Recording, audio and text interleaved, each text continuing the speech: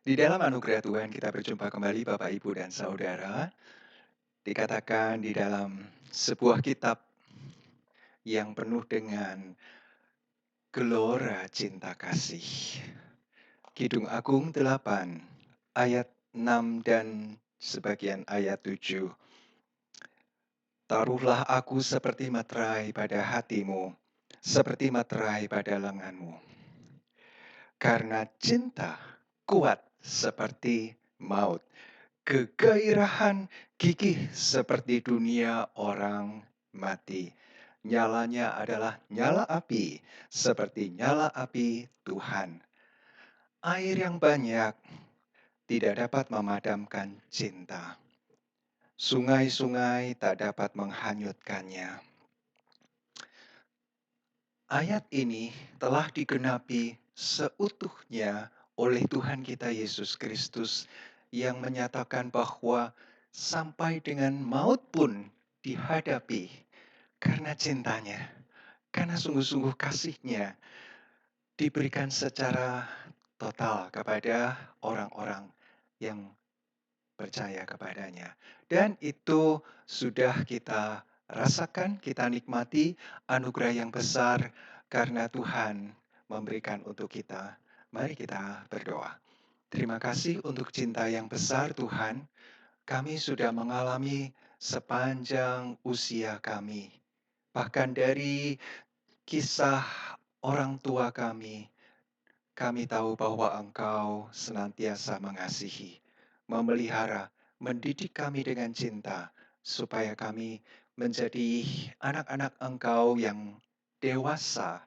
Dan juga ketika kami belajar mengenal Engkau lebih lagi, kami merefleksikan Engkau Tuhan, mencerminkan karakter Engkau kepada anak-anak kami, generasi muda di bawah kami, supaya mereka pun melihat Engkau yang sempurna melalui kami yang tidak sempurna, tetapi kami yang mau belajar meneladani Engkau dan mencintai Engkau, serta mencintai keluarga, orang-orang di sekitar kami. Terima kasih kami mau belajar firman Tuhan sebagai bukti juga bahwa kami belajar mengasihi Engkau Tuhan. Engkaulah Sang Sabda dan kami menghargai, menghormati Engkau. Kami akan memberikan yang terbaik, termasuk waktu kami, pikiran, hati kami untuk belajar mengenal Engkau secara lebih intim lagi. Tidak ada yang dapat menghanyutkan kami. Dunia ini tidak akan membawa kami menjauh dari Engkau, karena cinta kami kepada Engkau semakin kuat. Ini doa kami dalam nama Tuhan Yesus. Amin. Kita sudah tiba di Ulangan pasal 2 dan kita akan mengcover sampai dengan pasal 3 hari ini. Kiranya Tuhan memberikan kekuatan kepada kita semua dan kerinduan untuk menikmati. Sekali lagi firman Tuhan itu untuk dinikmati ya. Karena ada banyak hal yang indah yang kita bisa pelajari. Bahkan dari perjanjian lama memberikan gambaran apa yang Tuhan mau. Sangat jelas melalui sejarah umat Israel, umat pilihan Allah sendiri. Di Ulangan ini bukan hanya mengulang, ya sekali lagi, Ulangan ini tidaklah hanya sebagai cuplikan-cuplikan, lalu secara dingin dikemukakan ulang. Tidak, karena Musa menyampaikan ini, pasal 1-3 itu adalah apa yang sudah terjadi di masa lampau.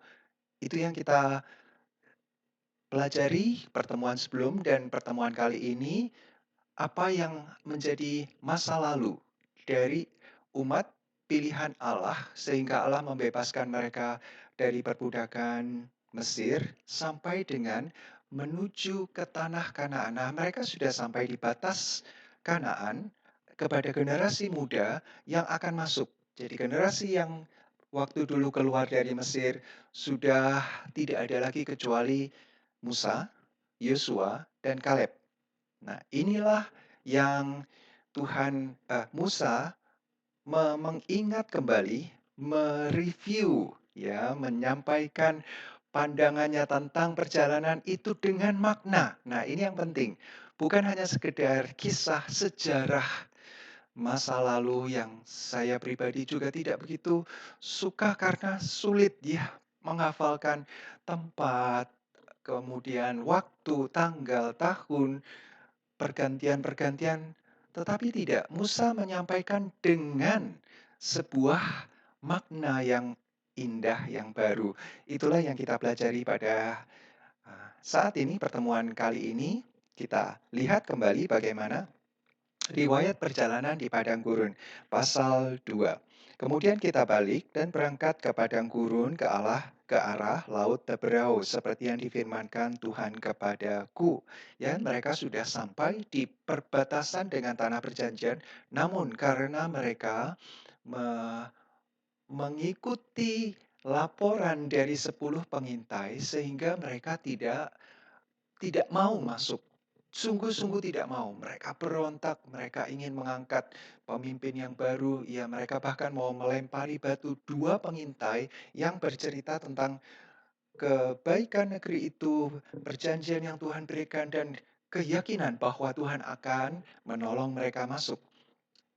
Namun Tuhan dalam murkanya turun dan menghukum orang-orang yang tidak percaya itu. Yang bahkan lebih percaya musuhnya lebih hebat. Para raksasa, orang-orang yang tinggi besar, yang sangat kuat. Mereka adalah pahlawan-pahlawan perang dari daerah Kanaan. Dan mereka merasa diri kecil sekali. Mereka mengecilkan makna keperkasaan Tuhan, tangan Tuhan yang menopang mereka, yang membela mereka sejak mereka lihat dari Mesir dengan tanda-tanda ajaib sedemikian rupa sampai dengan saat tinggal di garis finish itu pita kuning bertuliskan finish sudah ada di situ. Bahkan sudah dimasuki melalui sembunyi-sembunyi melalui pengintai itu menerobos di bawah garis kuning finish itu, lihat-lihat, kemudian balik lagi menerobos dan lapor. Nah, mereka akhirnya tidak menembus garis finish itu. Mereka disuruh balik ke Laut Teberau. Laut Merah di mana mereka menyeberang, keluar dari Mesir.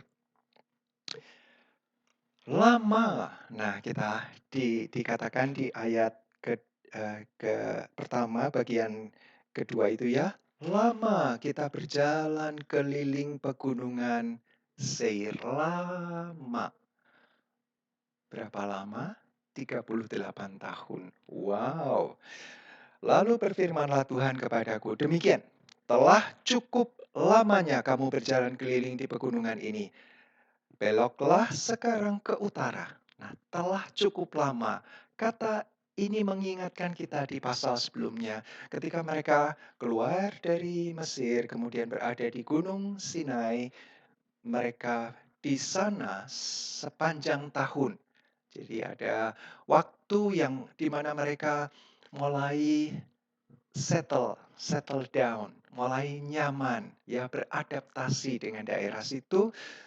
Dan setelah aturan Tuhan berikan perintah, kemudian membangun tabernakel menjadi pusat di mana Tuhan hadir, menjadi bangsa yang Allah itu sendiri sebagai raja. Karena tidak ada raja, hanya pemimpin Musa dan Harun sebagai imam besar. Tuhan sendirilah yang menjadi raja mereka, langsung memerintah atas mereka. Sudah lama cukup jalan sekarang. Di Sinai mereka mulai jalan sampai 11 hari tiba di perbatasan Kades Barnea. Dan sampai di situ mereka menolak, mereka mengecilkan kehadiran keperkasaan Tuhan yang membela, memelihara mereka. Dan mereka berputar-putar kembali ke Laut Teberau, Laut Merah. Cukup lama, sekarang kembali ke utara. Nah, sudah selesai putar-putarnya? Sudah habis semua generasi yang berkhianat kepada Tuhan, yang tidak percaya, yang selalu memberontak dan bersungut-sungut. mengingatkan kita bahwa bersungut-sungut itu adalah cara yang paling ampuh untuk membuat kita jauh dari perjanjian dengan Tuhan. Mengomel adalah sebuah kata sifat ya atau kata kerja yang Tuhan tidak suka. Mari kita belajar. Semakin kita mengenal apa yang Tuhan suka dan yang Tuhan tidak suka, maka kita semakin belajar. Jangan, Tuhan tidak suka itu. Kalau pikiran kita sudah mulai merasa tidak puas, merasa, "Ah, kenapa tidak berjalan seperti yang saya mau, ya, kehendak saya, sesuai dengan rancangan saya." Mah maka kita mulai dengan menunjukkan ego dan menyalahkan Tuhan, menyalahkan orang lain. Kebiasaan ini haruslah kita belajar untuk lebih baik tutup mulut kita daripada bersungut-sungut. Tuhan tidak suka dengan persungutan. Dan itu sudah kita pelajari sungguh-sungguh. Tuhan membuat bangsa yang penuh dengan persungutan itu. Kitab Bilangan adalah kitab perjalanan sekaligus kitab persungutan. Dan itu yang membuat mereka akhirnya mati binasa. Tulang-tulang mereka berserakan di padang gurun. Berputar-putar, mungkin sudah dikubur ya, kemudian kena angin, keluarlah tulang itu. Dan ketika kembali ke tempat itu, keluarga mereka melihat, tulang-tulangnya keluar. Mungkin dimasukkan lagi di dalam pasir, kemudian ya berserakan kembali. Karena itu sebagai peringatan, hati-hati dengan mulut kita, dengan hati yang merasa tidak puas. Selalu melihat kesalahan orang lain, selalu merasa berhak untuk memarahi, ya menyatakan kekecewaan kita, kita sedikit-sedikit merasa kepahitan dan seterusnya. Kita belajar dari kisah ini. Amat baik kita belajar. Kemudian perintahkanlah kepada bangsa itu demikian. Sebentar lagi, karena sudah cukup lama, berputar lama sekali bahkan ya. Sebentar lagi kamu akan berjalan melalui daerah saudara-saudaramu Bani Esau yang diam di Seir, pegunungan Seir. Mereka akan takut kepadamu. Nah, itu saya garis bawahi karena sekali lagi tiang awan dan tiang api itu sungguh-sungguh melindungi orang Israel. Mereka tahu bahwa Tuhan menuntun mereka. Bahkan Tuhanlah yang memberikan perlindungan kepada mereka di masa panas terik atau di malam yang gelap gulita dan dingin. Tuhan memberikan cahaya dan kehangatan. Namun bukan hanya mereka yang melihat itu. Bangsa-bangsa yang lain ketika mereka berputar-putar, bahkan ketika keluar dari Mesir ya, melintasi laut merah itu, maafkan, laut Teberau itu ya, itu mereka lihat bagaimana Tuhannya, pelindungnya bangsa ini yang sekarang berjalan itu luar biasa, luar biasa. Dilihat di waktu siang, Allah itu melindungi mereka, menudungi mereka. Di waktu malam, mungkin mereka sudah melakukan kesepakatan untuk menyerang di tengah malam atau dini hari. Cahaya itu menyinari. Ya, mungkin ketika ada orang mengendap-endap mau melakukan serangan yang gelap, tiba-tiba cahaya itu semakin terang mungkin dan apinya membara sedemikian rupa sehingga menakutkan Bani Esau, saudara dari Yakub adalah dikatakan saudara-saudaramu. Ya, jadi dikatakan begini, hati-hatilah sekali, janganlah menyerang mereka. Sebab aku tidak akan memberikan kepadamu setapak kaki dari negeri mereka. Tuhan sungguh-sungguh sudah memberikan tempat bagi saudara Yakub yaitu Esau dan keturunannya yang besar yang banyak itu di Seir. Jadi itu adalah milik pusaka mereka. Engkau tidak akan punya bagian di situ. Jangan, ya. Karena kepada Esau telah kuberikan pegunungan Seir menjadi miliknya. Makanan haruslah kamu beli dari mereka dengan uang supaya kamu dapat makan. Juga air haruslah kamu beli dari mereka dengan uang supaya kamu dapat minum. Nah, ada yang mengartikan bahwa mana sudah tidak lagi turun. Namun mungkin juga tetap ketika mereka dalam perjalanan itu, namun mereka punya kesempatan untuk menikmati makanan lain selain roti yang dari surga itu. Mereka sudah, ya seumur hidup mereka, anak generasi muda ini, mereka makan makanan yang sama. Mungkin mereka ingin mencoba makanan yang lain, silakan beli. Ya, ingat ini adalah saudara-saudara dari Yakub, dari Israel. Berikan haknya karena mereka menjual air ketika diambil untuk minum dari sumur, dari itu haruslah beli dengan uang. Hargai. Ya, ini sebuah transaksi yang adil, yang tidak menunjukkan keserakahan, egoisme. Sehingga transaksi ini membuat kedua-duanya mendapatkan keuntungan. Yang haus dipuaskan, yang lapar dikenyangkan dengan makanan, jenis-jenis makanan yang khas daerah itu yang sudah lama tidak mereka nikmati. Jadi mereka bisa menikmati sekaligus yang menyediakan, yang menjual itu mendapatkan keuntungan. Hal yang sangat sangat alamiah, manusiawi, dan itu harus dihargai, harus dijaga, saling sikap saling hormat, ya respek antara yang membutuhkan dan yang menyediakan. Ini berlaku sampai dengan sekarang. Kalau ada orang yang suka memeras, serakah, menipu, berbohong, merampok dan seterusnya, Tuhan adil. Hati-hatilah, itu yang dikatakan. Nah, dikatakan juga sebab di ayat 7, sebab Tuhan Allahmu memberkati engkau dalam segala pekerjaan tanganmu. Ini sebuah pernyataan masa lalu yang sudah terjadi dan hari itu, masa kini, ya hari di mana Musa menyampaikan kepada generasi muda ini dan bisa juga sampai ke depan, masa mendatang. Mari kita ulang lagi ya, karena ini bagus sekali. Sebab Tuhan Allahmu memberkati engkau dalam segala pekerjaan tanganmu. Jadi tangan ini Tuhan berikan untuk bekerja. Bukan untuk bermalas-malas, bukan hanya untuk melakukan tindakan kekerasan, tetapi dengan berkarya.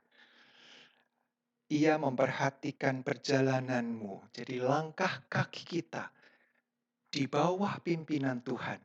Tuhan perhatikan. Kaki harus melangkah sesuai dengan pimpinan Tuhan, kemana Tuhan menolong kita, membimbing kita, siang atau malam, di tanah datar atau lembah atau gunung yang tinggi. Disitulah kita berjalan. Taat melalui padang gurun yang besar ini, besar luas, 40 tahun, ke 40 tahun ini, Tuhan Allahmu menyertai engkau dan engkau tidak kekurangan apapun. Jadi 40 tahun perjalanan ini, kalau disingkat dalam satu kalimat, inilah kalimatnya. Penyertaan Tuhan. Tidak disebutkan persungutan, benar itu terjadi setiap harinya dan ada pemberontakan-pemberontakan, benar sekali. Tetapi yang menjadi fokus perhatian kita adalah Tuhan memberkati, Tuhan memperhatikan, Tuhan menyertai, dan engkau tidak kekurangan apapun. 3 kata kerja yang Tuhan berikan melalui kalimat Musa itu menunjukkan apa yang Tuhan sudah lakukan, sedang lakukan, dan akan selalu lakukan kepada umat pilihan yang Dia cintai. Membuat kita semakin sadar ya bahwa kita punya Tuhan yang sedemikian memperhatikan, peduli, dan mengasihi kita. Namun dari pihak kita, kita harus dengan tangan kita bekerja, dengan kaki kita melangkah, mengikut Tuhan. Bukan melangkah semau kita, tidak, karena Tuhan sudah membimbing. Kadang kita tidak tahu, namun melalui firman Tuhanlah, dengan ketundukan kita lah, Tuhan saya tidak tahu, gelap. Tuhan memberikan pelita, bukan lagi tiang api yang secara nyata terlihat, namun seperti Mazmur ya 119 ayat 105, firman-Mu pelita bagi kakiku. Pelita itu hanya menyala berkelap-kelip selangkah di depan, atau kalau bagus tidak ada angin yang membuat api itu bergoyang-goyang, cukup jelas bisa 2 langkah atau beberapa langkah ke depan. Itu saja, tapi itu cukup. Karena itu pelita. Sabda ini menjadi pelita. Apa yang Tuhan inginkan, apa yang Tuhan suka, dan apa yang tidak Tuhan suka. Itu jelas ketika kita mendapatkan uh, dari firman Tuhan ini.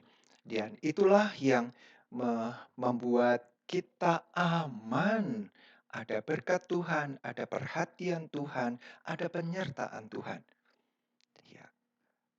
Kita mengingat di mana Mazmur 23 ya, gembala yang baik itu mengantar, memimpin domba-dombanya ke padang rumput yang hijau, ke air yang tenang.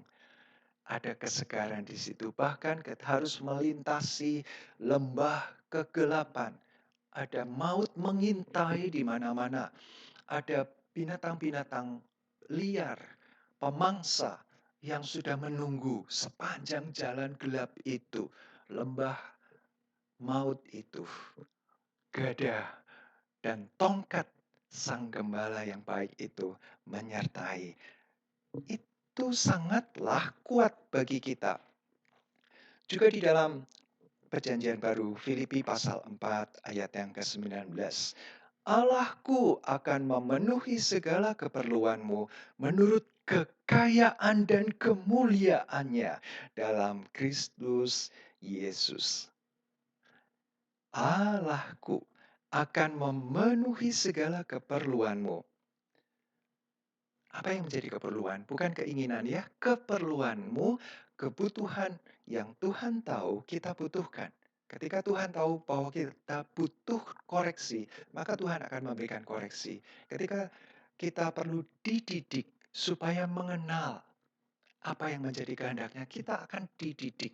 Pada saat kita di dalam duka cita, apa yang kita butuhkan? Penghiburan, dan Tuhan memberikan penghiburan. Ketika kita merasa lapar dan haus, maka Tuhan tahu dan Tuhan akan memberikan apa yang menjadi kebutuhan kita sesuai dengan pandangan perspektif dari Tuhan. Tuhan tahu kita butuh, Tuhan akan memenuhi karena Tuhan itu kaya dan mulia.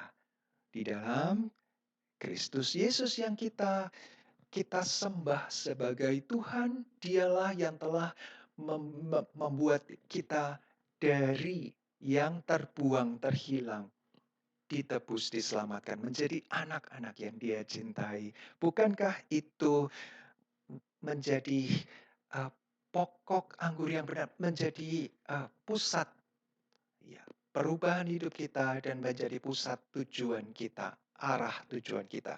Dimuliakanlah Allah dan Bapa kita selama-lamanya. Amin. Itu adalah penutup dari Filipi.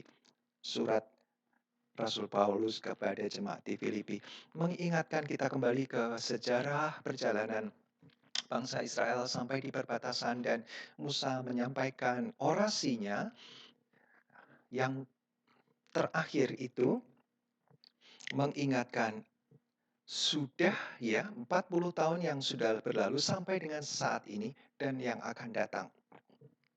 Dia akan selalu menjadi gembala agung kita.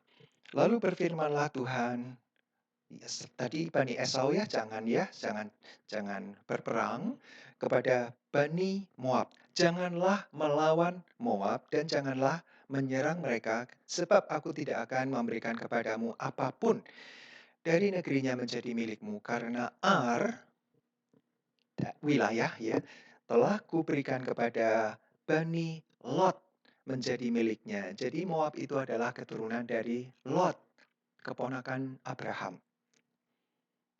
Dahulu orang Enim tinggal di sana, suatu bangsa yang besar dan banyak jumlahnya, tinggi seperti orang Enak. Jadi ini disebutkan bangsa-bangsa yang raksasa. Bagi Moab itu disebutkan orang Emim. Mereka dikira orang Refaim, seperti juga orang Enak, tetapi orang menyebut mereka orang Emim. Jadi ada istilah Emim, ada Refaim. Mereka juga adalah orang-orang raksasa. Enak. Enak apanya? Enak sasarannya, targetnya karena jelas, karena besar. Ya, enak. Tetapi Bani Esau telah menduduki daerah mereka, memunahkan mereka dari hadapannya, lalu menetap di sana menggantikan mereka. Seperti yang dilakukan orang Israel dengan negeri miliknya yang diberikan Tuhan kepada mereka. Jadi melalui Bani atau keturunan dari Lot ini, Tuhan melenyapkan sebagian bangsa raksasa. Dulu 38 tahun yang lalu, itulah yang dilihat oleh 12 pengintai, tapi yang 10 begitu memuji-muji mereka, membesar-besarkan mereka, sehingga mereka seperti raksasa dan kita seperti belalang. Itu yang dipunahkan oleh Bani Lot. Ya, Tuhan memakai keponakan dari keponakan Abraham ini, yaitu Lot, untuk menyerang mereka, mengalahkan mereka, dan menduduki tempat mereka. Jadi jangan ganggu. Itu adalah milik orang Moab. Kemudian di ayat yang ke-18, 19, maka engkau sampai di dekat Bani Amon. Janganlah melawan mereka dan janganlah menyerang mereka, sebab aku tidak akan memberikan kepadamu apapun dari negeri Bani Amon itu menjadi milikmu, karena aku telah memberikannya kepada Bani Lot menjadi miliknya. Nah, ini dari keturunan yang lain, keturunan Lot yang lain, ada menjadi bangsa yang namanya Amon. Tadi Moab. Ya, ini dulu juga ada orang Refaim ya, raksasa itu juga sudah dimusnahkan oleh Bani Amon. Sehingga orang Israel ketika sudah ada di sana tidak lagi berurusan dengan raksasa-raksasa itu. Lihat tangan Tuhan menyiapkan sedemikian rupa sehingga mereka tidak perlu bertempur dengan orang-orang yang sangat dulu menjadi momok ya, menjadi ketakutan mereka. Mereka menangis sepanjang malam. Wah, kami mati di sini, istri kami ditawan, istri dan anak kami ditawan. Dalam dalam pandangan imajinasi mereka, itulah yang akan terjadi kalau mereka tetap masuk 38 tahun yang lalu itu ya. Tetapi Tuhan sudah mengatur sedemikian rupa rencana Tuhan yang sempurna. Mereka berputar-putar di padang gurun. Namun sesuatu telah terjadi. Persiapan yang Tuhan pakai melalui keturunan dari Esau dan keturunan dari Lot, baik Moab maupun Amon. Nah, itu yang Tuhan sudah kerjakan. Nah, sampai di ayat yang ke-24, bersiaplah kamu, berangkatlah dan seberangilah sungai Arnon. Ketahuilah aku menyerahkan Sihon. Nah, ketemu lagi nih Sihon ya. Orang Hesbon, orang Amori itu beserta negerinya ke dalam tanganmu. Mulailah menduduki negerinya dan seranglah Sihon. Pada hari ini aku mulai mendatangkan ke atas bangsa-bangsa di seluruh kolong langit keseganan dan ketakutan terhadap kamu, sehingga mereka menggigil dan gemetar karena engkau apabila mereka mendengar tentang kamu. Inilah reputasinya Tuhan yang disembah oleh bangsa yang keluar dari Mesir itu. Reputasi ini membuat mereka ya, yang mereka juga lihat dalam bentuk fisik yang mereka nampak adalah tiang awan, tiang api. Dan itu membuat mereka segan, takut Mereka menggigil dan gemetar karena Engkau. Kontras dengan orang Israel pada waktu itu, pengintai itu, mereka menggigil gemetar karena raksasa-raksasa ada di tanah itu. Mereka segan dan takut. Nah, Tuhan mau tunjukkan siapa yang besar. Reputasi siapa yang seharusnya ditakuti. Hati ini takluk tunduk kepada siapa? Bukan lagi kepada raksasa-raksasa yang tinggi dan besar, tetapi kepada Tuhan. Ini reputasinya di bawah kolong langit, di seluruh kolong langit. Ini mengingatkan kita di Kisah Rasul 4 ya. Ada istilah kolong langit juga. Aku mulai mendatangkan ke atas bangsa-bangsa. Jadi Tuhanlah yang bekerja. Sekali lagi, kalau orang sudah secara mental kalah gitu ya. Seperti Balak sudah panggil orang yang paling sakti di seluruh dunia, tetap tidak bisa mengalahkan. Mau berperang secara spiritual dalam dalam uh, dunia ya, dunia rohani, mereka kalah. Dan itu membuat mereka gentar, mereka takut. Inilah reputasi Tuhan Allah kita. Di dalam Yosua pasal 2, jadi satu kitab setelah ulangan adalah Yosua pasal 2 ayat 9 sampai 11. Demikian firman Tuhan. Dan berkata kepada orang-orang itu, aku tahu bahwa Tuhan, ini adalah tentang pengintai, tetapi bukan pengintai yang dulu, yang mengintai tanah Kanaan, tetapi pengintai yang di kota Yeriko, benteng yang sangat kuat. Tantangan pertama yang mereka harus hadapi ketika masuk tanah perjanjian, ya, di sebelah barat sungai atau batas air Yordan itu. Ada seorang perempuan yang menolong mereka dan berkata, aku tahu bahwa Tuhan telah memberikan negeri ini kepada kamu, kepada pengintai-pengintai di kota Yeriko, dan bahwa kengerian terhadap kamu telah menghinggapi kami dan segala penduduk negeri ini gemetar menghadapi kamu. Sebab kami mendengar bahwa Tuhan, Yahweh, jadi nama itu terkenal sekali ya. Reputasi nama itu sungguh-sungguh sudah didengar bahwa Tuhan telah mengeringkan air laut Teberau di depan kakimu ketika kamu berjalan keluar dari Mesir. Dan apa yang kamu lakukan kepada kedua raja orang Amori yang di seberang sungai Yordan itu, yakni kepada Sihon dan Og yang telah kamu tumpas. Ketika kami mendengar itu, tawarlah hati kami dan jatuhlah semangat setiap orang menghadapi kamu. Sebab Tuhan Allahmu adalah Allah di langit di atas dan di bumi di bawah. Kita lihat sekarang ini pengakuan dari orang asing. Perempuan pelacur. Nanti kita akan bahas dalam waktu yang tidak lama lagi. Karena itu adalah kitab setelah ulangan yang kita sedang bahas ini. Di pasal 2 pas kita sedang membahas tentang Sihon. Itu sudah dikatakan. Jadi supaya kita mendapatkan gambaran bahwa reputasi Tuhan Yehova itu sungguh-sungguhlah sudah menggentarkan. Viralnya luar biasa sampai ke ujung bumi. Orang-orang di seberang sana sudah sama-sama tahu, dengar kisahnya.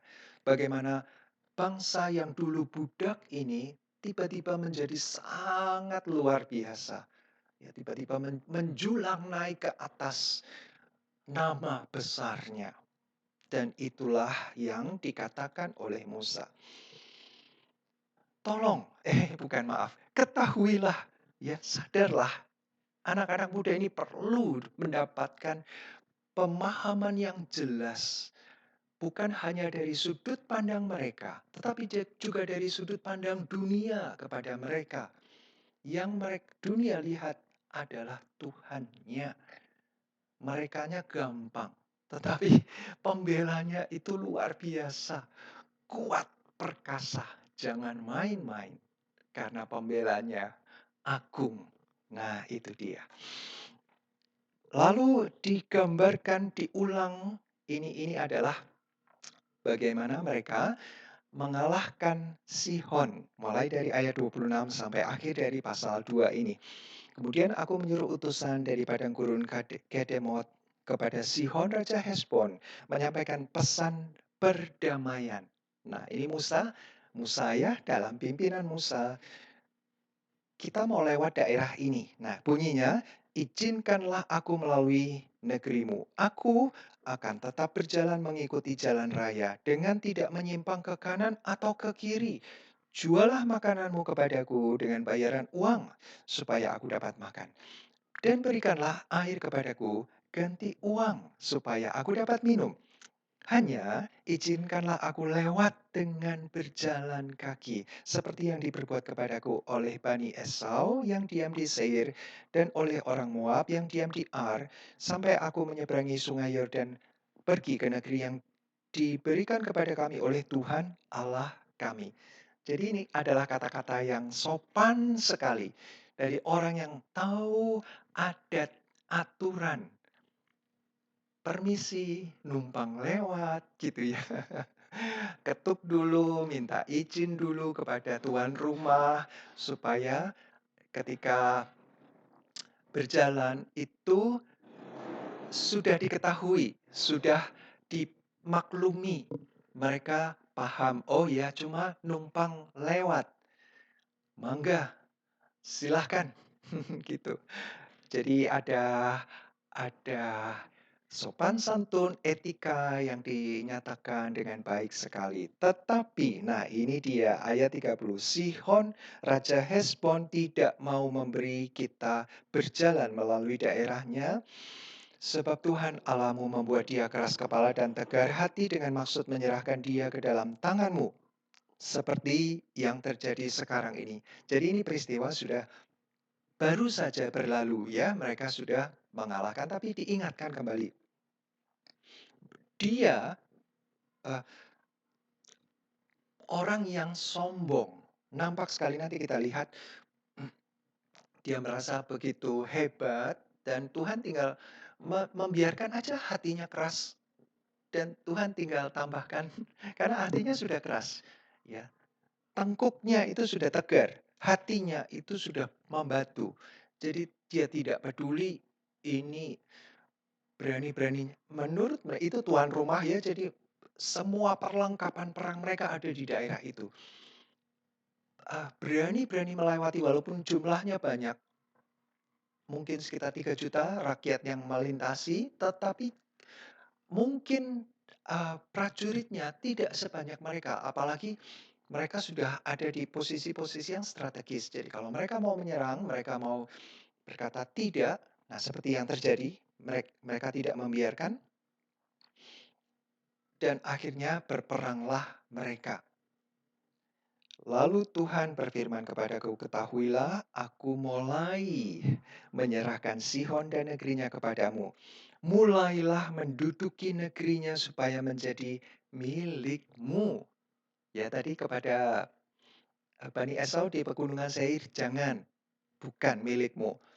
Moab, Amon, keturunan dari Lot, bukan milikmu. Jadi tidak usah berperang. Izin aja lewat, numpang lewat. Mereka izinkan, jadi mereka aman tidak berperang. Tetapi Sihon dan seluruh tentaranya maju mendatangi kita untuk berperang dekat Yahas. Tetapi sekali lagi, lihat siapa yang berperang ya. Tuhan Allah kita. Ayat 33, penting. Tetapi Tuhan Allah kita menyerahkan dia kepada kita sehingga kita mengalahkan dia dengan anak-anaknya dan seluruh tentaranya. Pada waktu itu kita merebut segala kotanya dan menumpas penduduknya setiap kota. Mulai dari Arur di tepi sungai Arnon dan kota yang di lembah itu sampai Gilead Tidak ada kota yang bentengnya terlalu kuat bagi kita. Kelihatannya sombong ya. Tetapi tidak. Kalimat berikutnya adalah sebab Tuhan Allah kita menyerahkan semuanya kepada kita. Jadi pengakuan ini penting. Kalau kita menang, kalau kita bisa, kalau kita kuat, pandai, berjaya saat ini, sadar bahwa itu adalah anugerah Tuhan. Musa selalu menambahkan kalimat terpenting karena dia pernah melakukan kesalahan, nanti kita akan bahas di pasal selanjutnya yang sangat fatal ketika dia mulai meninggikan dirinya. Nah, ini dia. Selalu sadari bahwa semuanya di tangan Tuhan yang menyerahkan, membuat kita atau pada saat itu orang Israel bisa menang. Kesadaran ini sangatlah penting supaya kita tahu Tuhan dan tahu diri. Siapa ya saya ini? Apa sih hebatnya saya? Hanya Tuhan yang memberikan semuanya itu. Luar biasa, jadi ini menunjukkan bahwa Tuhan kita, Tuhan yang selalu memegang janji. Kalau Tuhan sudah berfirman, asal kita patuh saja, kita taat, tunduk ikuti apa mau Tuhan, pastilah ini menjadi kemenangan kita. Di pasal 3, kita masuk sekarang ke Og, Raja Basan. Tadi Sihon, Raja Hesbon. Sekarang raja yang lebih hebat lagi. Jadi itu tadi tantangan yang cukup berat, sangat berat. Kota-kotanya berkubu, ya, berbenteng tinggi dan tebal kuat dinding serta pintu gerbangnya. Tetapi Tuhan memberikan kemenangan. Pasal 3 ayat 1, lalu beloklah kita dan maju ke arah Basan, lebih utara lagi. Jadi di sebelah timur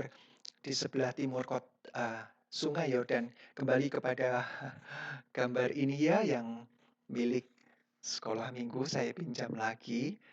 Ini adalah perjalanan dari Mesir ke Tanah Perjanjian. Nah, ini ada gambar Sungai Yordan di sini. Ada warna biru di sini laut Mediterania. Kemudian ini Danau Galilea di sebelah utara, dan kemudian Sungai Yordan yang panjang melintasi Timur Tengah ini dan sampai ke Laut Mati, Laut Asin yang kadar garamnya sangat tinggi sehingga tidak ada kehidupan ikan, ya, tumbuh-tumbuhan tidak bisa hidup. Ini adalah penampungan, tidak menyalurkan air. Jadi semua mineral yang dari atas turun ke selatan dan ditampung di sini kemudian menguap.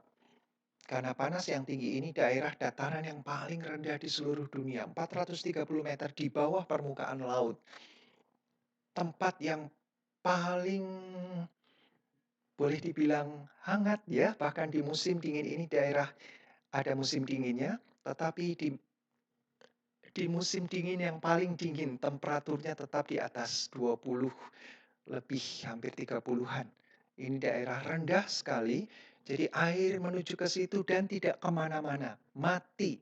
Dan itulah yang membuat dia kadar garamnya, konsentrasi garam-garaman mineral yang ada di danau yang begitu besar disebut laut mati ini sangat tinggi. Nah, di sebelah timurnya, jadi dari garis perairan ini di sebelah timurnya, di bagian bawah ada Sihon, kemudian ke atas itu Og. Nah, ini dia, kita ke atas melanjutkan di ayat tadi ya, ayat 1, dan Og, Raja Basan dengan seluruh tentaranya maju mendatangi kita. Jadi ketika bangsa Israel berjalan maju, naik ke utara, Og yang di utara turun. Memang niatnya mau berperang. untuk berperang di Edrei, sebuah kota di mana atau sebuah wilayah di mana itulah menjadi pusat pertempuran antara orang Israel yang maju ke arah utara dan Og yang dari utara turun ke selatan. Itu adalah garis front ya perperangannya. Ayat 2.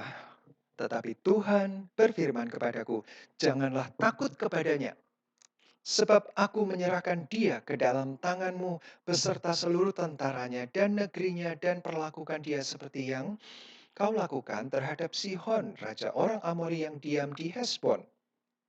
Jadi Tuhan sudah memberikan janji, jangan takut, aku menyerahkan dia ke dalam tanganmu. Sekali lagi yang berperang adalah Tuhan. Dalam orang-orang yang kelihatannya garang, kejam, itu sebenarnya adalah orang-orang yang takut. Ada orang lain yang lebih hebat, maka dia dengan agresif menunjukkan seluruh kemampuannya untuk, ya kalau bisa mau dibilang kejam-kejam. Tidak peduli dengan orang lain, tidak berbelas kasih. Supaya orang takut tunduk kepada dia. Dia ingin lebih, tetapi ada ketakutan. Orang lain yang lebih kuat dari dia. Jadi dia ingin lebih dahulu menyerang, sebelum minta izin lah, mau lewat, numpang lewat, nggak usah. Langsung dia turun, serang. Dan ayat 3, dan Tuhan Allah kita menyerahkan juga Og Raja Basan beserta seluruh tentaranya ke dalam tangan kita, dan kita mengalahkan dia sehingga tidak seorang pun luput. Wow, sebuah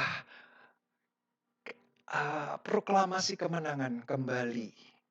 Tuhan, sekali lagi ini penting, harus selalu kita lihat di dalam firman Tuhan. Ini sebuah narasi, sebuah pernyataan apa yang telah terjadi. Ya, belum lama itu terjadi karena mereka baru saja mengalahkan ini, Sihon dan Og. Siapa yang memberikan kemenangan? Itu penting sekali.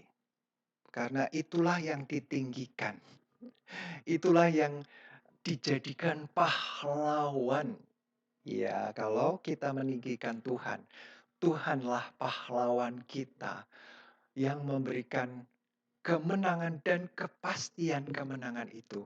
Maka kita tidak perlu gentar. Nanti kita lihat ayatnya di Perjanjian Baru. Dan Musa menyampaikan berikutnya, kita merebut segala kotanya. Tidak ada kota yang tidak kita rampas dari mereka.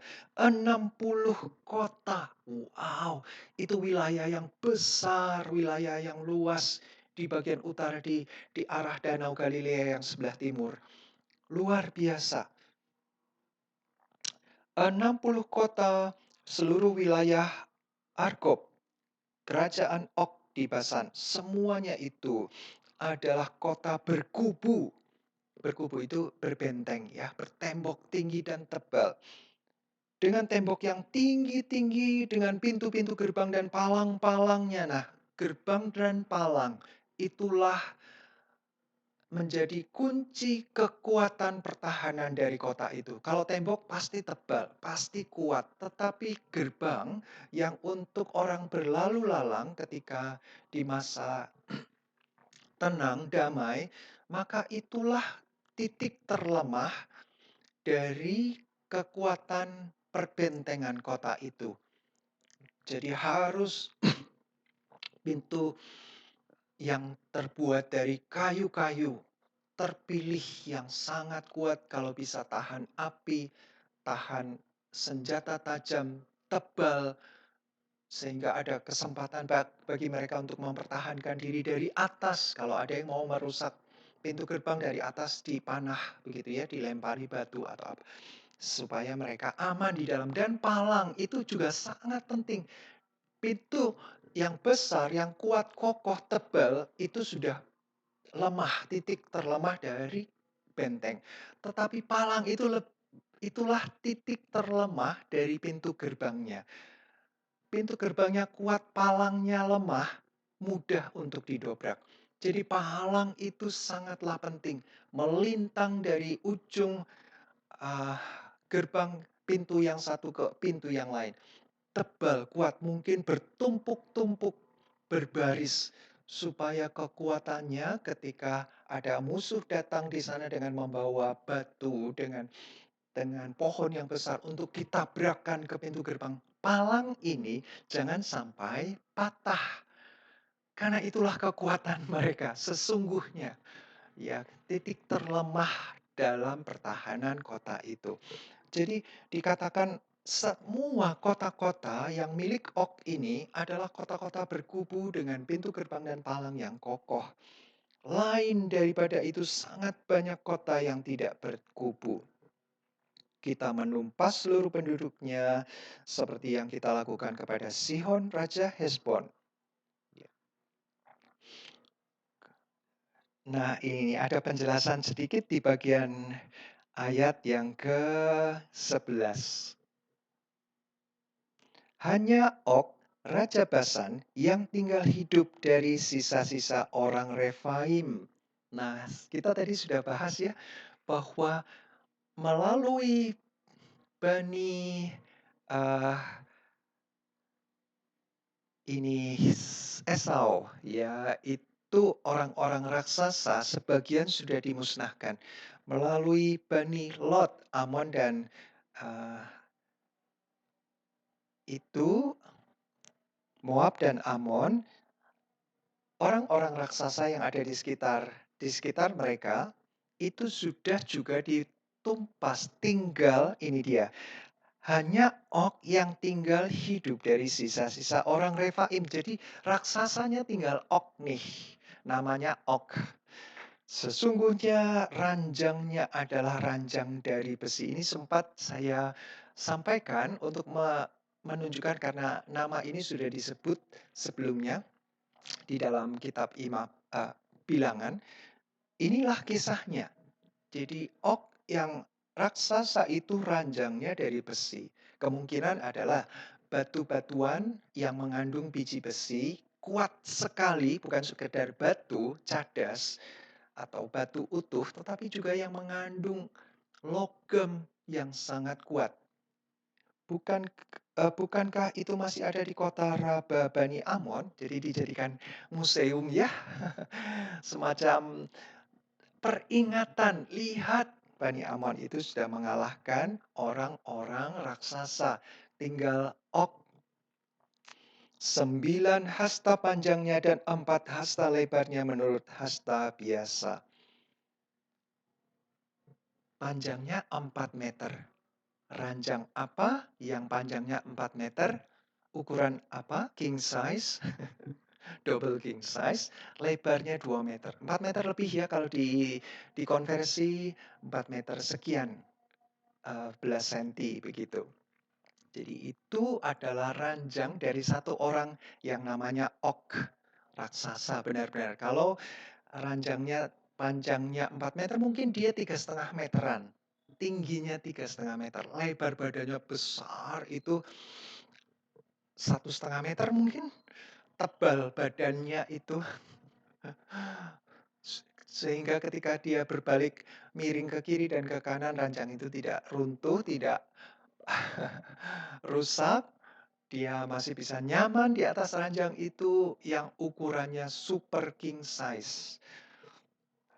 Benar-benar raja yang besar ini ya. Bukankah ya itu dia. Menunjukkan bahwa kemenangan atas dua raja istimewa ini sungguh-sungguh istimewa. Itu dikutip di dalam Mazmur 135. Perlu kita lihat karena ternyata beberapa kali kejadian ini diperingati sebagai momentum, sebagai prasasti yang sangat spesial, istimewa. Mazmur 135 ayat 10 sampai 13 demikian. Firman Tuhan, dialah itu Tuhan ya, Mazmur 135 berfokus kepada Tuhan. Haleluya, pujilah nama Tuhan Yehova, Yahweh. Dan di ayat 10, dialah yang memukul kalah banyak bangsa dan membunuh raja-raja yang kuat. Sihon, raja orang Amori, dan Og, raja negeri Basan, dan segala kerajaan Kanaan, dengan memberikan mereka sebagai milik pusaka kepada Israel umatnya. Ya Tuhan, namamu adalah untuk selama-lamanya. Ya Tuhan, Engkau diingat turun-temurun. Kemudian di satu pasal berikutnya, 136 ayat 16 sampai 22. Kepada dia yang memimpin umatnya melalui padang gurun, bahwasanya untuk selama-lamanya kasih setianya. Nah, ini adalah satu pasal yang selalu ada akhiran, ya, yang puitis, diakhiri dengan bahwasanya untuk selama-lamanya kasih setianya. Ayat 17, kepada dia yang memukul kalah raja-raja yang besar, bahwasanya untuk selama-lamanya kasih setianya, dan membunuh raja-raja yang mulia, bahwasanya untuk selama-lamanya kasih setianya. Sihon, raja orang Amori, bahwasanya untuk selama-lamanya kasih setianya. Dan Og, raja negeri Basan, bahwasanya untuk selama-lamanya kasih setianya. Dan memberikan tanah mereka menjadi milik pusaka, bahwasanya untuk selama-lamanya kasih setianya, milik pusaka kepada Israel hambanya, bahwasanya untuk selama-lamanya kasih setianya. Ayat-ayat ini mengingatkan kita bahwa apa yang sudah terjadi, kemenangan dari sang pahlawan yaitu Tuhan, itu selama-lamanya berlaku kepada kita. Mari kita camkan bagian firman Tuhan ini, bahwasanya untuk selama-lamanya kasih-Nya yang setia. Nah, kata setia menunjukkan selama-lamanya itu, ya, bahkan sampai kepada kekekalan, dalam keabadian, kasih-Nya tetap setia. Dan apa yang sudah diperbuatnya di masa lampau, itu adalah karakter Allah yang akan terus bertahan sampai masa kini dalam konteks kita berperang. Adakah yang hebat seperti Sihon, Og, sehingga kita merasa kecil, sehingga kita merasa pesimis, tidak mampu untuk mengalahkan tantangan yang ada di depan kita? Itu juga yang dialami oleh bangsa Israel ketika keluar. Ya, maaf, ketika akan masuk ke dalam negeri perjanjian. Tetapi ingat, Tuhan Allah yang membuat kemenangan itu, bukan kita. Ya, bukan juga andalan kita, orang tuakah, orang-orang pejabatkah, orang-orang sakti yang memegang jabatan di kepolisian, ketentaraan, atau apapun yang mungkin kita bisa andalkan. Bukan, bukan, tetapi Tuhan semata-mata yang kita andalkan. Itu yang menjadi kekuatan dari kita. Dalam perjanjian baru seperti yang tadi saya sudah sebutkan, Roma pasal 8 ayat 31 sampai 34. Roma pasal 8 ayat 31. Sebab itu, apakah yang akan kita katakan tentang semuanya itu? Jika Allah di pihak kita, siapakah yang akan melawan kita? Ayat hafalannya ada lagunya juga dari sekolah minggu kita dengar. Wah, Allah di pihak kita, siapakah lawan kita? Lalu semua berteriak, tidak ada. Ya, itulah yang ada di dalam Roma pasal 8. Ia yang tidak menyayangkan anaknya sendiri, tetapi yang menyerahkannya bagi kita semua, bagaimanakah mungkin ia tidak mengaruniakan segala sesuatu kepada kita bersama-sama dengan Dia? Siapakah yang akan menggugat orang-orang pilihan Allah, Allah yang membenarkan mereka? Dan di ayat yang ke-35, siapakah yang dapat memisahkan dari kasih Kristus? Itu adalah pertanyaan yang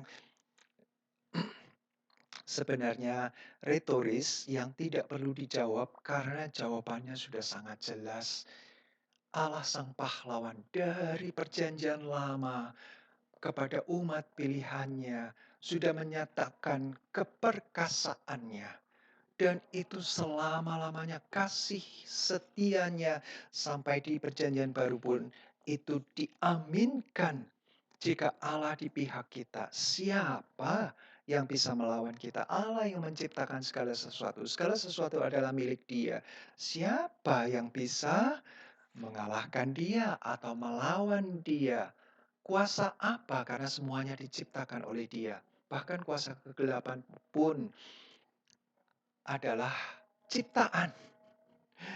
Mana mungkin ciptaan bisa melawan pencipta?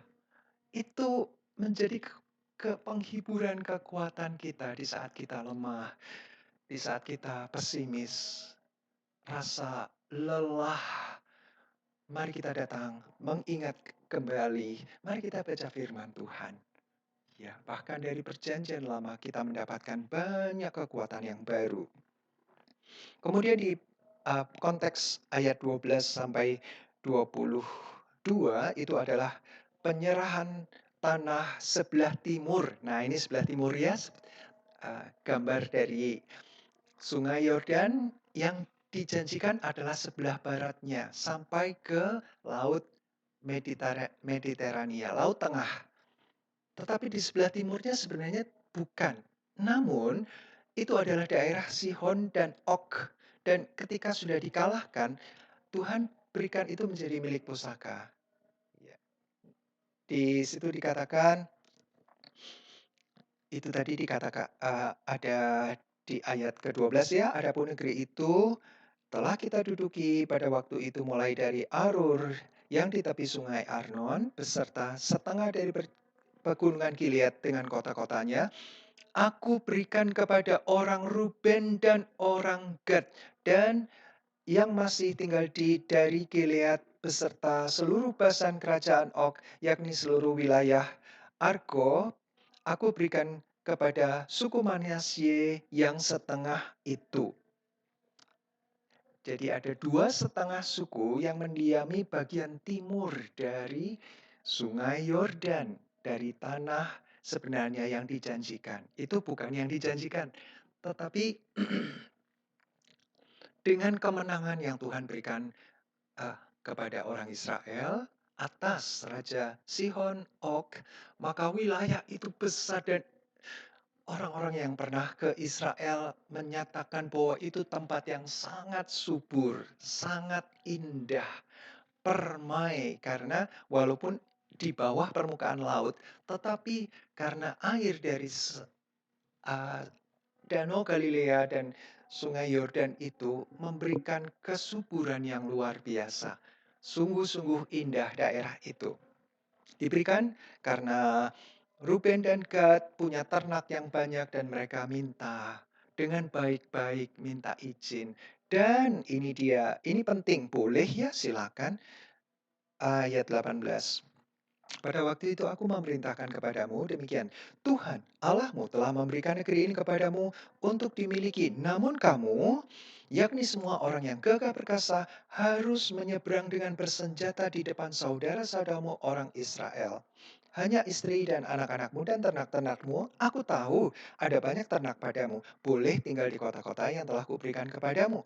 Sampai, nah ini penting, sampai Tuhan mengaruniakan keamanan kepada saudara-saudaramu seperti kepadamu, dan mereka pun memiliki negeri yang diberikan Tuhan Allahmu kepada mereka di seberang Sungai Yordan. Sesudah itu bolehlah kamu pulang masing-masing ke tanah miliknya yang telah kuberikan kepadamu. Iya, boleh ya, silakan. Kamu minta ternakmu banyak, oke. Tetapi dengan syarat, kamu ikut berperang sampai semuanya semua saudara-saudaramu mendapatkan wilayah milik pusaka mereka, selesai boleh pulang kembali. Itu syaratnya dan mereka melakukan itu. Ayat 22, dan kepada Yosua kuperintahkan pada waktu itu demikian, matamu sendirilah yang melihat segala yang dilakukan Tuhan Allahmu terhadap kedua raja itu. Demikianlah akan dilakukan Tuhan terhadap segala kerajaan. Kemana engkau pergi, janganlah takut kepada mereka, sebab Tuhan Allahmu, dialah yang berperang untukmu. Itu juga yang kita lihat di Yosua pasal 1 ayat 9. Ya, di ayat 22 ini, janganlah takut kepada mereka sebab Tuhan Allahmu dialah yang berperang untukmu. Sedangkan Yosua pasal 1 ayat 9. Bukankah telah kuperintahkan kepadamu? Ini Tuhan yang berbicara langsung kepada Yosua. Kuatkanlah dan teguhkanlah hatimu. Janganlah kecut dan tawar hati, sebab Tuhan Allahmu menyertai engkau kemanapun engkau pergi. Musa menjadi penyambung lidah Tuhan di Ulangan pasal 3 ayat 21-22 ini. Kemudian ketika Musa sudah meninggal, Yosua masuk. Inilah firman Tuhan langsung kepada Yosua. Di Yosua 1 ayat 9. Diulang kembali. Kali itu Tuhan yang langsung berfirman. Dan mengingatkan kita kembali di perjanjian baru. Tadi ya sudah, jika Tuhan di pihak kita, siapa yang sanggup melawan kita? Itu di ayat 31, 30 dan seterusnya. Nah, di ayat 37 dikatakan, tetapi dalam semuanya itu kita lebih daripada orang-orang yang menang oleh Dia yang telah mengasihi kita. Kita lebih daripada orang-orang yang menang. Apa maknanya? Karena Tuhan sudah menang. Kita mengikut Tuhan dan kepada kita diberikan kemenangan itu. Jadi kita berperang bukan supaya menang, bukan. Tetapi kita berperang karena kita sudah menang. Semoga tidak membingungkan. Artinya kita sudah benar-benar mendapatkan kemenangan itu. Tuhan sudah menjamin kemenangan itu. Kita tinggal lanjutkan peperangan itu. Kita sudah menang, tapi lanjutkan. Tangan itu harus bekerja. Kaki itu harus melangkah mengikut pimpinan Tuhan. Jangan menjauh. Dan di dalam langkah itu, tangan kita bekerja yang memberikan yang terbaik. Itu adalah medan peperangan. Kita tidak pernah berhenti, tanda kutip, memutuskan, membuat keputusan, memilih yang baik. Itu adalah ada peperangan. Dunia memberikan godaan kepada kita, bagaimana kita berperang melawan godaan-godaan itu. Ya, yang membuat kita bisa menjauh dari Tuhan. Wah, ini lebih enak nih. Ini lebih nyaman hidup kita kalau kita ikut ini. Oh, jalan langsung terbuka ketika saya memiliki keyakinan yang ada di seberang itu. Dan seterusnya. Itu adalah godaan, itu adalah bahkan ancaman. Kalau tidak melakukan ini atau memegang ini, maka kamu akan tidak diakui sebagai apapun. Jadi ada tantangan, bahkan disiksa, aniaya bisa terjadi. Namun sebenarnya kemenangan itu sudah menjadi milik kita. Sudah menjadi milik kita. Kita lebih dari pemenang. Lebih daripada penakluk. Karena Tuhan sudah menaklukkan bagi kita. Jadi siapa subjeknya? Tuhan. Kita lanjutkan peperangan itu dalam kemuliaan Tuhan. Karena Tuhan sudah memberikan kemenangan itu kepada kita. Kemudian bagian konteks yang terakhir dari pasal 3 ini, mulai ayat 23. Juga pada waktu itu aku mohon kasih karunia daripada Tuhan demikian. Ya Tuhan Allah, Engkau telah mulai memperlihatkan kepada hamba-Mu ini kebesaran-Mu dan tangan-Mu yang kuat. Sebab Allah manakah di langit dan di bumi yang dapat melakukan pekerjaan perkasa seperti Engkau? Biarlah aku menyeberang dan melihat negeri yang baik yang di seberang sungai Yordan, tanah pegunungan yang baik itu dan gunung Libanon. Ada ya kerinduan hati Musa, aduh 40 tahun aku menderita sebagai selalu men be menja menjadi sasaran kemarahan, keluhan, sungut-sungut dari orang Israel. Namun ayat 26, tetapi Tuhan murka terhadap aku oleh karena kamu dan tidaklah mendengar permohonanku. Apa yang membuat Tuhan murka? Karena kekudusan Tuhan sudah dicemarkan oleh Musa. Musa adalah representasi, wakil dari Tuhan yang terlihat. Tuhan tidak terlihat walaupun hadir di dalam tiang awan, tiang api, dan kemudian awan yang menyelimuti kemah kudus, tempat pertemuan itu ya. Tetapi Musa yang langsung sehari-hari, yang bisa langsung diajak bicara, menjawab langsung, yang tidak perlu ditakuti oleh orang Israel. Jadi dia menjadi sasaran dan dia orang yang sangat lembut hatinya, tapi menumpuk ada kepahitan, kekecewaan, dan kemarahan itu sampai akhirnya meledak ketika mereka minta air kembali. Aduh kan sudah berulang-ulang. Tidak tahanlah Musa. Ya, orang yang paling sabar pun bisa meledak ya, manusiawi.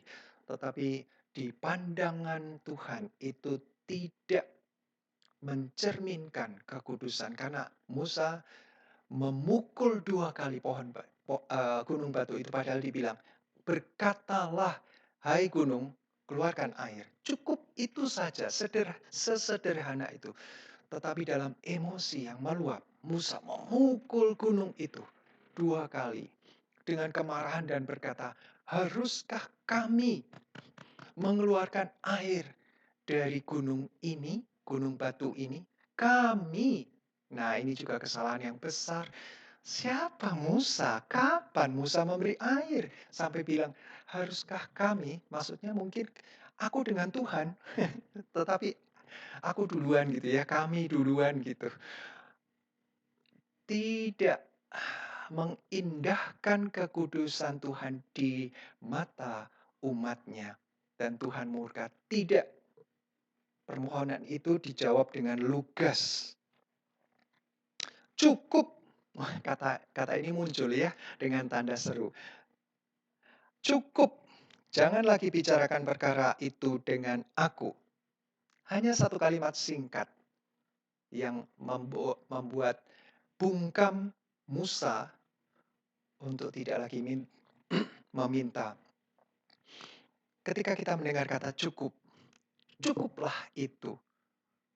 Kita jadi teringat kepada Rasul Paulus ya, yang juga pernah memohon kepada Tuhan ya di dalam 2 Korintus 12. 2 Korintus 12 ayat yang ke-9 dan 10. Oh, supaya kita dapat gambaran konteksnya, Paulus ya pada saat itu dia mendapatkan penglihatan, penyataan dari Tuhan, visi melihat surga. Nah, di ayat yang ke-7, dan supaya aku jangan meninggikan diri karena pernyataan-pernyataan yang luar biasa itu, maka aku diberi suatu duri di dalam dagingku, yaitu seorang utusan iblis yang menggocoh aku supaya aku jangan meninggikan diri. Beberapa menafsirkan bahwa ada kelemahan fisik yang cukup menyiksa Paulus sehingga dia sampai minta, ini dikatakan ya, tentang hal itu aku sudah 3 kali berseru kepada Tuhan supaya utusan iblis itu mundur daripadaku. Sungguh-sungguh mengganggu sekali kehidupan dan pelayanan Paulus. Jadi dia berseru memohon, Tuhan pulihkan, Tuhan sembuhkan, Tuhan jangan biarkan ini ya utusan iblis ini menyiksa aku. Nah, jawaban Tuhan di ayat yang ke-9.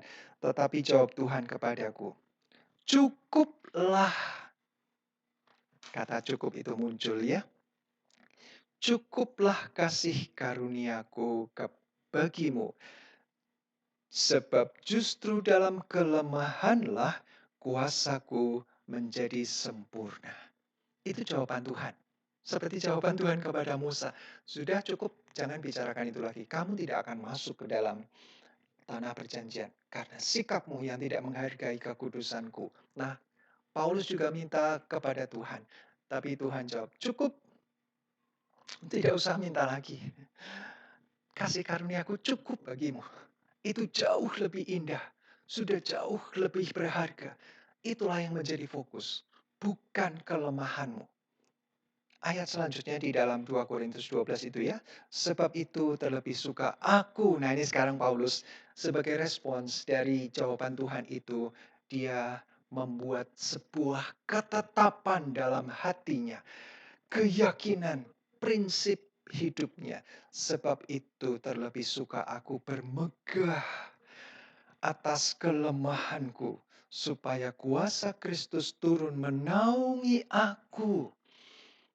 Karena itu aku senang dan rela di dalam kelemahan, di dalam siksaan, di dalam kesukaran, di dalam penganiayaan dan kesesakan oleh karena Kristus.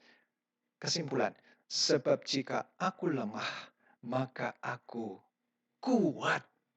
Wow, sangat baik jika ayat-ayat ini bukan hanya kita beri tanda, beri warna yang mencolok supaya kita kalau sambil lewat lihat, kita bisa juga tuliskan di buku harian kita atau ditempel di depan lemari es kita atau di ranjang kita atau pada saat kita masuk ke rumah sakit. Ini ayat-ayat yang akan sangat menguatkan. Cukup, cukup. Kembali kepada Musa yang dibilang cukup. Ayat 27, naiklah ke atas puncak gunung Pisga dan layangkanlah pandangmu ke barat, ke utara, ke selatan, dan ke timur. Dan lihatlah baik-baik, sebab sungai Yordan ini tidak akan kau seberangi. Sampai ini dulu, puncak Pisga adalah puncak yang sangat tinggi. Orang-orang yang pernah ke sana menceritakan di puncak inilah sungguh-sungguh ketika langit cerah, pagi hari atau tengah hari yang di mana tidak ada awan, cahaya matahari bisa menyinari sampai ke ujung-ujung cakrawala, maka dari puncak gunung ini bisa sampai lihat laut tengah Mediterania luar biasa. Yerusalem sampai ke Gunung Hermon. Itu pandangan luas sekali dan Musa dibawa oleh Tuhan ke atas sana. Disuruh naik ya bersama dengan Tuhan naik ke puncak. Lihat utara, selatan, timur, barat. Daerah itu akan menjadi milik Israel. Puaslah kamu dengan melihat baik-baik. Karena sungai Yordan ini tidak akan kau seberangi. Dan berilah perintah kepada Yosua, kuatkan dan teguhkanlah hatinya, sebab dialah yang akan menyeberangi di depan bangsa ini, dan dialah yang akan memimpin mereka sampai mereka memiliki negeri yang akan kau lihat itu. Namun, seperti yang dulu sempat saya berikan pertanyaan kepada Bapak Ibu Saudara, Musa sempat melihat akhirnya ya, akhirnya sempat melihat kapankah itu ketika Tuhan Yesus mengundang atau Allah Bapa mengutus Musa dan Elia. Tuhan Yesus bersama dengan 3 murid utamanya Petrus, Yakobus, dan Yohanes naik ke sebuah gunung yang tinggi, Gunung Hermon, dan kemudian wajah Yesus bercahaya seperti matahari dan pakaiannya putih, bercahaya seperti terang.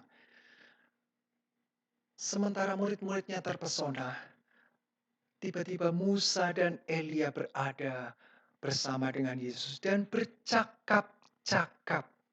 Nah, itu dia Musa diselundupkan. Oh, maaf, bukan diselundupkan. Musa diundang oleh Tuhan Yesus berada di tanah perjanjian.